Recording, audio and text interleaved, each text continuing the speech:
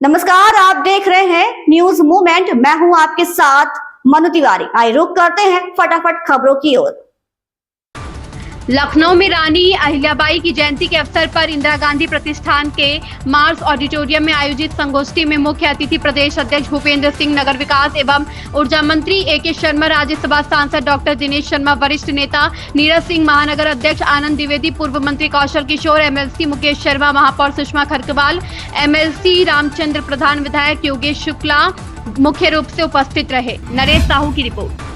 सपा ने मनाई राजमाता अहिल्याबाई होलकर की 300वीं जयंती। मिर्जापुर में सपा कार्यालय लोहिया ट्रस्ट में शनिवार को जिलाध्यक्ष देवी प्रसाद चौधरी की अध्यक्षता में राजमाता अहिल्याबाई होलकर की 300वीं जयंती धूमधाम से मनाई गई। इस अवसर पर उनके चित्र पर श्रद्धा सुमन अर्पित कर कोटि कोटि नमन किया गया। इस मौके पर सपा जिलाध्यक्ष देवी प्रसाद चौधरी ने कहा कि राजमाता अहिल्याबाई होलकर ने मालवा राज्य पर लगातार 30 साल तक शासन किया था। अहिल्याबाई होलकर के द्वारा महिलाओं के सशक्तिकरण, सामाजिक, आर्थिक और राजनीतिक रूप से महिलाओं को सशक्तिकरण के लिए बहुत ही मजबूत काम किया है। जयंती में पूर्व जिलाध्यक्ष अशोक यादव, सुरेंद्र पटेल, आदर्श यादव, राजेश भारती, संतोष गोयल, मेवालाल प्रजापति, रामगोपाल बिंद, राजकुमार यादव, डॉक्टर शक्ति श्रीवास्तव, अशफाक खान, वंदना गुप्ता, रजिया रोजी, साहिबा, फरीदा, नीदा, उषा देवी, दुर्गावती, तारा देवी, निर्मला, कौशल्या, उषा, आरती, पूजा, गीता, रुक्मणी, सीता, बिंदु, नैना, रतन देवी, शकीना, चुन्नी, रेशमा, नेहा, समा, रानी खान, मुश्ताक अहमद, अरशद अली आदि रहे मौजूद। संतोष गुप्ता की रिपोर्ट। ऐसे महान समाज सुधारक जिन्होंने देश के लिए अनेकों काम किया और महिलाओं को एक प्रेरणा दिया कि हम लोग कैसे मिलकर के आगे देश को बढ़ा सकते। ऐसे महान का हम लोग महानता का हम लोग आज उनका जन्मदिन मनाते हैं और उनसे प्रेरणा लेते हैं। सब प्रेरणा लेते हैं कि हम लोग उनके बताए रास्ते पर चल करके देश का कैसे उत्थान हो जाए। आप क्या संदेश देना चाहते हैं महिलाओं को? महिलाओं, हमारी पार्टी के महिलाएं सम्मानित महिलाएं और पार्टी का काम कर रही हैं और काम कर रही करेंगी सब लोग मिल करके। हम लोग चाहते हैं कि 2027 में हमारी सरकार बने। उन्हीं महिलाओं के बल पर, हम लोग के बल पर सरकार बनेगी, उसको कोई रोक नहीं सकता। केंद्रीय मंत्री बोली, डिजिटल की पत्रकारिता से बड़ी है जिम्मेदारी। मिर्जापुर में केंद्रीय मंत्री अनुप्रिया पटेल ने कहा कि यह कलयुग का असर है। सभी किसी न किसी कारणवश दुखी है। इन सबके बीच अगर किसी को मेरे कारण से खुशी मिल जाए तो यह परम सौभाग्य का विषय है। कलम में वह ताकत है जो कभी स्टार बना दे तो कभी हवा निकाल दे। उन्होंने कहा कि राष्ट्र है तो हम सबका अस्तित्व है। अगर कभी गलतियां हो जाए तो उस पर ध्यान खींचना जरूरी है। अच्छे प्रयास राष्ट्र और जनहित में निरंतर होना चाहिए। यही पत्रकारिता का निष्पक्ष पक्ष है। हिंदी पत्रकारिता दिवस पर केंद्रीय मंत्री अनुप्रिया पटेल ने नगर के लाल डिग्गी स्थित लायंस स्कूल के बिड़ला सभागार में आयोजित कार्यक्रम में बतौर मुख्य अतिथि शामिल हुए। कार्यक्रम का आयोजन मिर्जापुर प्रेस क्लब ट्रस्ट के तत्वाधान में किया गया था। बद्री अग्रणी की रिपोर्ट। अत्याचार, कहीं कोई घटना दुर्घटना होती है उसे भी उजागर करते हैं। इसलिए मैंने कहा कि समाज को सही दिशा पर ले जाने में आप सबकी बड़ी भूमिका है, इसलिए आपकी नैतिक जिम्मेदारी बहुत बड़ी हो जाती है। लेकिन ये कलयुग है और कलयुग में तो कोई व्यक्ति, कोई संस्था, कोई क्षेत्र ऐसा बचा ही नहीं है जिसमें कहीं ना कहीं कुछ ऐसा तत्व ना आ गया हो जिससे सभी दुखी हो। बहुत सारी बातों का उल्लेख मेरे भाई विनीत सिंह जी ने किया। मैं मुझे अभी लोकसभा चुनाव, विधानसभा चुनाव का, अभी जब पिछला हमारा विधानसभा चुनाव गुजरा उसका एक एपिसोड मुझे याद आ रहा है। मैं इसलिए उल्लेख कर रही हूँ कि मैंने कहा कि पत्रकारों और हमारे राजनीतिक कार्यकर्ताओं का, हम जैसे लोगों का, जनप्रतिनिधियों का बड़ा गहरा रिश्ता होता है। आप कलमवीरों की कलम में इतनी ताकत होती है कि आप क्या लिख दें। कभी आप जनप्रतिनिधि को, किसी नेता को, किसी सामाजिक राजनीतिक कार्यकर्ता को स्टार बना देते हैं और कभी आप पूरी हवा निकाल देते हैं। आपकी कलम में इतनी ताकत होती है। आप क्या हेडलाइन का चयन करते हैं, क्या आप अपने स्टोरी में लिखते हैं, उन बातों का बड़ा व्यापक प्रभाव पड़ता है। तो पिछला जो हमारा विधानसभा चुनाव गुजरा था, मुझे याद है कि, या लोकसभा चुनाव की बात है, गलत याद है, विधानसभा नहीं लोकसभा चुनाव था। गर्मी इस बार बहुत थी और चुनाव हमारा बहुत लंबा चला था, 7 चरणों में चुनाव था। तो मुझे याद है कि गर्मी इतनी भीषण थी कि आम जनता, समर्थक जो भी चुनावी रैलियों में इकट्ठा हो रहे थे, उनके लिए उस उमस भरे गर्मी के माहौल में एक जगह पर इतनी नजदीकी में, जहाँ एक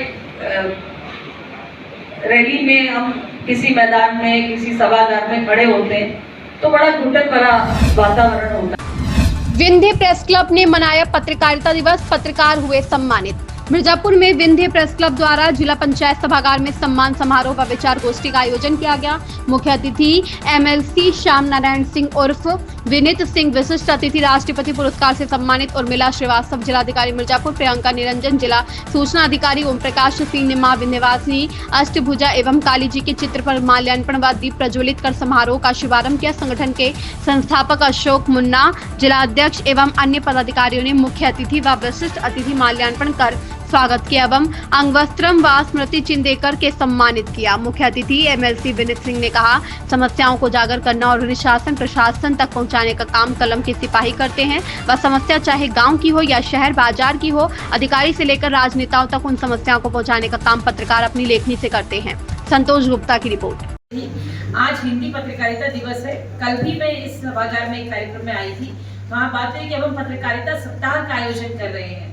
तो ये जो हिंदी पत्रकारिता हमारा सप्ताह है, उसके अवसर पर यहाँ जिला पंचायत के सभागार में उपस्थित हमारे MLC महोदय श्री विनीत सिंह जी और इस जनपद की पद्मश्री जो हमारी गायिका महोदया है उर्मिला श्रीवास्तव जी, यहाँ पूरे हमारे मीडिया बंधु, कुछ मैं देख रही हूँ महत्वपूर्ण हमारे विभिन्न क्षेत्रों की सभी सम्मानित नागरिकगण यहाँ मौजूद है। सबका मैं अभिनंदन करती हूँ। और जैसे कि हमसे पहले के सभी वक्ताओं ने बहुत से अपने उद्गार व्यक्त किए कि पत्रकारिता जो है वो लोकतंत्र का चौथा स्तंभ है, और मैंने भी इस बात को कल भी कहा कि पत्रकारिता चौथा स्तंभ है और विशेष रूप से शासन और प्रशासन के लिए तो आईज एंड ईयर्स है कि जिस तरह से हमको इंफॉर्मेशन अपने आप लोग वो सूचनाएं भी देते हैं जहां तक हमारी नजर नहीं पहुंच पाती है, जो क्षेत्र हमारे संज्ञान से बाहर छूट जाते हैं। इसके साथ साथ पत्रकारिता, मतलब अगर हम देखें भारत में जो पत्रकारिता का इतिहास है, स्वतंत्रता के आंदोलन के समय से शुरू हुआ और धीरे धीरे बहुत सारे बहुआयामी दिशाओं में बढ़ रहा है। पत्रकारिता का उद्देश्य केवल सूचनाओं का आदान प्रदान करना ही नहीं है। पत्रकारिता जो है वो समाज को एक दिशा देने और जनमत के निर्माण में भी एक बहुत महत्वपूर्ण भूमिका निभाती है। चाहे हमारी, जब हम सामाजिक आंदोलन की बात कर रहे हैं या स्वतंत्रता आंदोलन की बात कर रहे हैं, किसी भी प्रकार के जब हम आंदोलनों की बात करते हैं तो उसमें सूचना की भूमिका सबसे महत्वपूर्ण होती है। और जब हम सूचना की बात करते हैं तो पत्रकार और पत्रकारिता की भूमिका का जो समावेश है वो स्वतः उसमें आ जाता है। हम जब भी कोई, आज आप देखिए कि कोई भी शासकीय प्रशासकीय योजनाएं चलती है, हम कहते हैं IEC अच्छा होना चाहिए। IEC क्या है, अवेयरनेस क्या है, ये सारी हमारी जो है वो पत्रकारिता के ही विभिन्न स्कोप ऑफ वर्क में आएंगी। आज हम देख रहे हैं कि पत्रकारिता बहुत ही बहुआयामी हो गई है। आज एक दैनिक ग्रामीण स्तर के पत्रकार से लेकर ट्विटर पर सोशल मीडिया के सिटीजन जर्नलिस्ट तक हर जो व्यक्ति है वो पत्रकारिता की परिभाषा में आ रहा है। और एक सिटीजन जर्नलिस्ट का एक नया जो कंसेप्ट है वो भी हमारे समाज में आया है कि हर व्यक्ति सूचना को एक बड़ी संख्या में लोगों तक पहुंचा सकता है। तो ऐसे में जो सूचनाएं हैं वो सही जाएं और एक समाज को सही दिशा देने के लिए जाएं। ऐसे में जितनी हमारे पास, कितना कलम में, अगर आप समाज में परिवर्तन चाहते हो तो जो आपकी कलम है वो एक बहुत अच्छा औजार है। तो जब वो एक औजार हमारे पास है तो उसको हमें किस तरह से प्रयोग करना है, इसकी जिम्मेवारी भी समाज के सभी जिम्मेवार नागरिकों के ऊपर आती है। और हम ग्रामीण स्तर से लेकर, अगर हम आज भी देखेंगे नेशनल और स्टेट लेवल या डिस्ट्रिक्ट लेवल मीडिया तो फिर भी काफी हद तक सक्रिय और ज्वलित मुद्दों पर बात करी, लेकिन आज मैं इस मंच का प्रयोग करके, और आप सभी जो कि पत्रकार बंधु हैं, इस मंच का प्रयोग करके कहेंगे कि हमें कुछ सामाजिक सरोकारों पर भी जो ग्रामीण क्षेत्र है उनमें काम करना चाहिए। हम जब प्रशासन के दृष्टिकोण से काम करते हैं और जब भी किसी जगह चौपाल लगाने जाते हैं या लोगों की जो शिकायतों में जाते हैं तो हम देखते हैं, पिछले 10 सालों से मैं प्रशासन में देख ही रही हूँ कि वही लोगों की शिकायतें हैं कि मुझे आवास नहीं मिला या पट्टा नहीं मिला या मेरी जमीन की पैमाइश, वो दिन प्रतिदिन की शिकायतें हैं जिनको हम निस्तारण कर रहे हैं। लेकिन इन दिन प्रतिदिन की शिकायतों के अतिरिक्त भी उनके जीवन के ऐसे बहुत से आयाम हैं जिनके संबंध में उनको भी जागरूकता नहीं है। जैसे अभी हम लोग बात करें प्लास्टिक वेस्ट की, आज भी आप देखेंगे गांव में लोग पहले गांव में कहीं गंदगी नहीं होती थी, गांव में जो भी अपशिष्ट होता था वो गांव में ही पूरा खाद बन जाता था, वही प्रयोग हो जाता था। आज आप देखिए कि जैसे ही हर 10 गांव पर एक बाजार मिलता है, बाजार से बाहर जाएंगे आपको बड़ी मात्रा में गंदगी मिल जाएगी। क्यों? क्योंकि हम सोचते हैं वो एक सफाई कर्मचारी पूरा गांव साफ कर। ये बताएं कि आज एक कार्यक्रम में आप आए हैं, क्या कार्यक्रम है? ये 30 मई पत्रकारिता हिंदी पत्रकारिता दिवस के रूप में मनाया जाता है। आज ही के दिन से हिंदी पत्रकारिता का शुभारंभ हुआ था। उसी के उपलक्ष्य में जो ना कि हिंदी पत्रकार जितने हैं, अपना बिंद क्लब पत्रकार एसोसिएशन ये बना हुआ है, इनके तत्वाधान में जो है ना संयोजक भाई सुखजी मुन्ना जी संस्थापक इसके रहे। इन्होंने 15 सालों से पिछले लगातार करते आ रहे हैं, हिंदी पत्रकार दिवस मना रहे हैं। सर, क्या पत्रकारों को क्या संदेश देना चाहेंगे आज के समय में जो चुनौतियाँ चल रही हैं? ये सबसे बड़ी चीज़ ये है, तमाम यहाँ वक्तव्य भी मैं कब से कार्यक्रम में बैठ के सुन रहा हूँ, देख रहा हूँ कि लोग कह रहे हैं पत्रकार दबाए गए हैं, कोई कर रहा पत्रकार संघर्ष कर रहे हैं। देखिए, पत्रकारिता में जब से डिजिटल मीडिया आया है, डिजिटल मीडिया जब से चला है, चैनल चला, चैनलों के बाद काफ़ी चैनलें आ गए, फिर यूट्यूबर हो गए, डिजिटल मीडिया हो गई। जो लोगों का अखबार पढ़ने का उत्सुकता रहता था वो उत्सुकता समाप्त हुई। कारण कि लोगों को लगता था 24 घंटा का न्यूज़ सुबह सुबह उनको चाय से पहले मिलता था, अखबार आकर जाते थे, अखबार का इंतजार रहता था। क्यों? सुनी सुनाई लोगों को मिलता था कि फला गांव में फला जिले में घटना हो गई, तो घटना क्या हो गई कुछ खबर नहीं रहता था। खबर का मतलब, खबर जब मिलता था लोग अच्छे से पढ़ते थे, पत्रकार की लेखनी पढ़ते थे, उसके राइटिंग को पढ़ते कि लिखनी है क्या, उसकी सच्चाई क्या है। अब वो चीज़ें हर पल खबर आपको मिल रहा है। डिजिटल मीडिया में क्या है, मोबाइल उठाए हर आदमी का न्यूज़ मिल रहा है। यहाँ 4-6 अखबार रहते थे, 2-4 चैनल रहते थे, सैकड़ों चैनल हो गए, सैकड़ों अखबार हो गए, सैकड़ों यूट्यूबर हो गए, सोशल मीडिया पर डिजिटल मीडिया हो गई। तो इसलिए खबर हर पल का मिलने लगा है। तो उत्सुकता भले कम हो गई, लेकिन खबर पहले से ज़्यादा मिलने लगा है। उत्सुकता के साथ साथ इस समय की जो घटना दुर्घटना जहाँ भी जैसी हो रही है मिल रही है। जहाँ तक संघर्ष का सवाल था, संघर्ष पत्रकार तब करते थे जब असुविधा उनको होती थी। आज सुविधाएं इतनी बढ़ गई हैं, आज वो संघर्ष नहीं है। संघर्ष उन्हीं पत्रकारों को, ग्रामीण क्षेत्र के जो पत्रकार हैं, ओरिजिनलिटी में है कि अखबार के लोग हों चाहे चैनल के लोग हैं, उन पत्रकारों को जो मानदेय होनी चाहिए, जो सैलरियाँ होनी चाहिए, वो मिलती नहीं है। अब किस शौक से पत्रकारिता करने लगते हैं, मानदेय के आधार पे तो नहीं कर पा रहे हैं। अगर चैनल चाहे, अखबार चाहे, बड़े अखबार चाहें तो अच्छा मानदेय रखें, तो बिंदास होकर वही पत्रकार जो है लेखनी को लिखेंगे और किसी से निर्भीक होकर लिखेंगे, बिना डर भय का लिखेंगे, सच्चाई को अवगत कराएंगे। वो सूचनाएं जो प्राप्त होती सबको सत्य मिलेगा, तभी हो संभव हो सकता है जब सारे पत्रकारों की सुविधाएं मिलनी चाहिए। आज पत्रकार दिवस के एक मांग और की जाए कि काफी समय से पत्रकार भवन के लिए मांग की जा रही है, इस पर आप क्या कहना चाहेंगे? आपके द्वारा वैसे देखिए, मैं अभी मंच से बोलूँगा तब भी ये बात रखूँगा, अभी भी मैं रख रहा हूँ कि यहीं बैठे मिश्रा जी भी, इन्होंने प्रेस क्लब की बात उठाई थी, कुछ और टीमें आई, उस समय बनने जा रहा था। यहाँ तक कि राज्यपाल महोदय द्वारा 5 लाख रुपया जो ना कि मतलब बोरा जीते तो मिला भी था, वो पैसा वापस भी हो चुका कि पड़ा है पैसा इसे कि पिछले कार्यकालों में लोग जिला पंचायत में खर्च कर दिए, उन पैसों को क्या किए। अब ये जान लीजिए कि पहले पूरी जनपद का, चाहे जितनी टीमें अलग अलग हो, आपस के चाहे जितने ईर्षा हो, लेकिन इस मुद्दे पर एक होके आ जाए जिस दिन, उसी दिन पत्रकार भवन बन जाएगा। कोई पैसा नहीं देगा, अपने निधि से देंगे हम पैसा, जमीन भी देंगे और बनवा के रखेंगे, लेकिन एक प्लेटफार्म पे लोग आ जाए। कोई आके मना करता हमको आड़े में, और कोई कहता बन जाना चाहिए, कोई कहता न बनना चाहिए। हम लोग तो जनप्रतिनिधि किसी तरफ नहीं हो पाते हैं, आधी टीम उधर आधी टीम उधर। मिर्जापुर नगर के सिटी क्लब सभागार में मत्स्य पालक मेला एवं जाति जनगणना विषय गोष्ठी का आयोजन किया गया। कार्यक्रम में पहुंचे प्रदेश सरकार के मंत्री एवं निषाद पार्टी के अध्यक्ष डॉक्टर संजय कुमार निषाद ने अपने हक के लिए संगठित होकर संघर्ष की बात कही। उन्होंने कहा कि हर जाति के लिए आयोग बनना चाहिए, सबके लिए बना है तो अगड़ी जाति के लिए भी आयोग बने ताकि सबसे सबके साथ न्याय हो सके, बड़ी मछली छोटी मछली को खा ना जाए। मंत्री निषाद ने कहा कि हर जाति के साथ अन्याय हुआ है, आयोग का काम है लोगों की सुरक्षा देना, सबको सम्मान दिलाना। कहा कि अल्पसंख्यक, पिछड़ा और दलित आयोग है। अगड़े को जो आर्थिक रूप से कमजोर है उन्हें आरक्षण दिया गया है, उनका भी आयोग बने, उन्हें भी नौकरी और शिक्षा में वरीयता मिलनी चाहिए। संतोष गुप्ता की रिपोर्ट। आयोग का गठन करने की सरकार रणनीति तैयार कर रही है, क्या कहना है आपका? हम तो कहेंगे हर जाति के साथ अन्याय हुआ है और आयोग का काम होता है उसका सुरक्षा देना, उसका सम्मान दिलाना, सामाजिक न्याय के हिसाब से उसे न्याय उस समाज को भी मिलना चाहिए। अल्पसंख्यक आयोग है, अनुसूचित जाति आयोग है, पिछड़ा वर्ग आयोग है, तो अपर कास्ट का भी आयोग होना चाहिए जो आरक्षण दिया गया कि कहीं उनके लोग तो लूट तो नहीं रहे हैं। मान लीजिए जो धनी है वो गरीब का जो दिया गया था कि जिनका आर्थिक आधार पर नीचे है उनका जो है उन्हें नौकरी शिक्षा में दिया जाए। तो ऐसी में आयोग नहीं रहेगा तो उन्हीं के लोग ही बड़ी मछली छोटी मछली को खा जाती है, बड़ा घोड़ा छोटे घोड़े का हिस्सा खा जाता है। तो आयोग सुरक्षा देता है, आयोग जो है सम्मान दिलाता है।